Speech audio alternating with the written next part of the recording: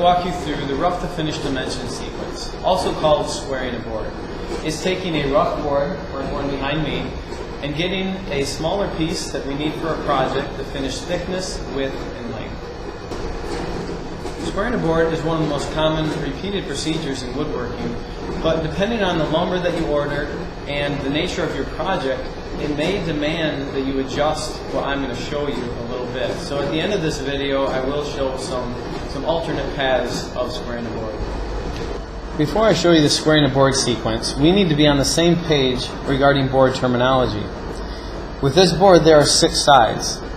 That can be broken down into 3 pairs. Each pair has a name for their sides. These 2 sides are called surfaces, also called faces. These 2 sides are called edges. These 2 sides are called ends. Now between each of the sides, there's a dimension. There are 3 dimensions to the board. Between the surfaces or the faces, this is the thickness of the board. Between the edges, this is the width of the board. Between the ends, this is the length of the board. This is an overview of the processes we'll be following. Again, this is the rough to finish dimension sequence. First step will be to rough cut the length. Then we'll joint an edge. We'll rip the board to width. We're going to skip this step for now. We'll talk more about it at the end. We'll plane the thickness, make a square cut, and then cross cut to length. Throughout this video, I will not be speaking directly about safety, as I'm assuming you've already done 3 things. Number 1, you've watched all the safety videos for each machine. Number 2, you've passed all the safety quizzes to 100%. And number 3, I've observed you using the machine safely and correctly. Step 1 is to rough cut your board to length. That's taking a long, cumbersome board and getting it down to a workable size. In doing so, you measure the length of your piece, the finished length, and then add 1 inch. That's why it's called a rough cut. You have 1 inch extra. Go ahead and make that mark, and then make your rough cross cut.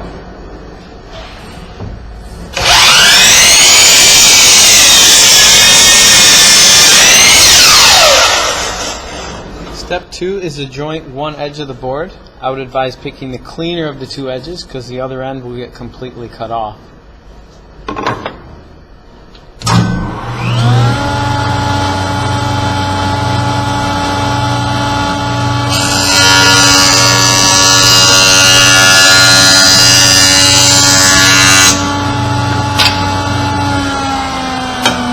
Always double check to make sure it's a clean cut along the entire edge. The third step is to rip our board to finish width. We've jointed this edge. This must go against the fence. Ripping this off will make these 2 edges parallel, and it will also set the first of 3 dimensions, setting the width to finish width.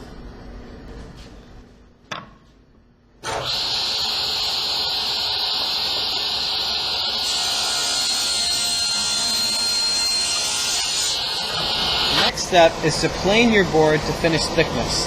This will be setting the second of 3 dimensions. It's setting the thickness, the final thickness. But with that in mind, you need to consider that sometimes the planer leaves planer marks in it. So you may want to leave about a half turn. That's about a 30-second vig. So then you can send your board through the drum sander and remove any final defects from the surface.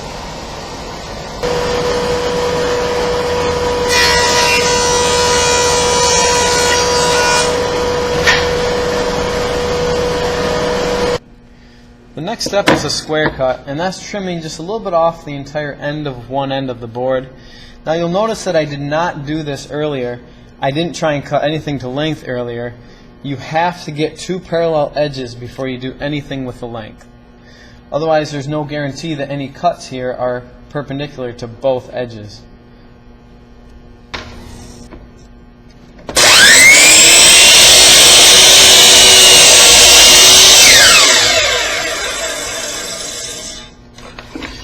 After our square cut, we make sure we measure from the square cut end.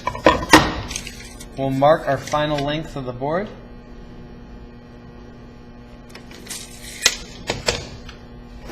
Make sure you're precise. And now we are cross-cutting to length.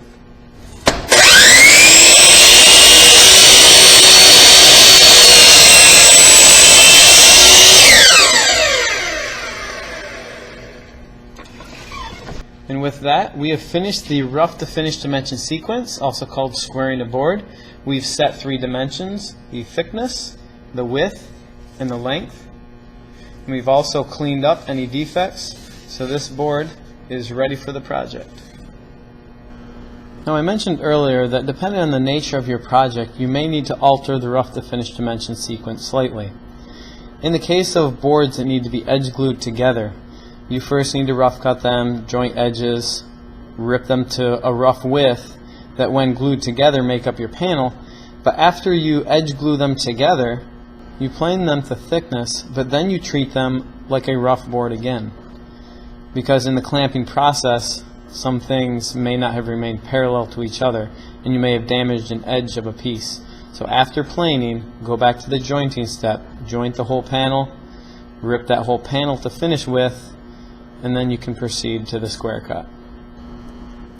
Another alteration to the sequence is if you're working with a large project that needs a lot of material planed to the same thickness, or maybe you're mass producing something where many boards can be planed to the same thickness.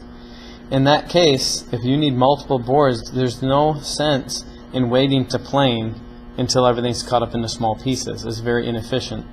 So at that point, if you need full boards a certain thickness, plane the full boards. That would be even before a rough cut step.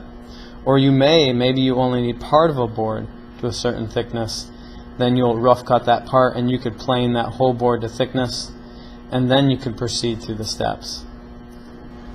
I also mentioned earlier that depending on the condition of the lumber that you order, you may need to adjust this sequence as well. In the case of this board, there's a cup in its surface. It's also a rough surface. We order our stock surfaced to 2 sides.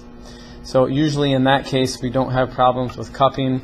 The surface is clean, we can see what we have.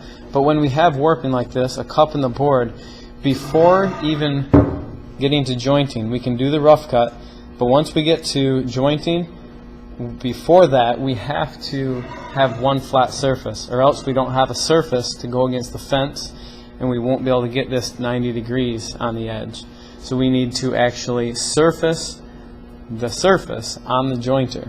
It's called facing the board.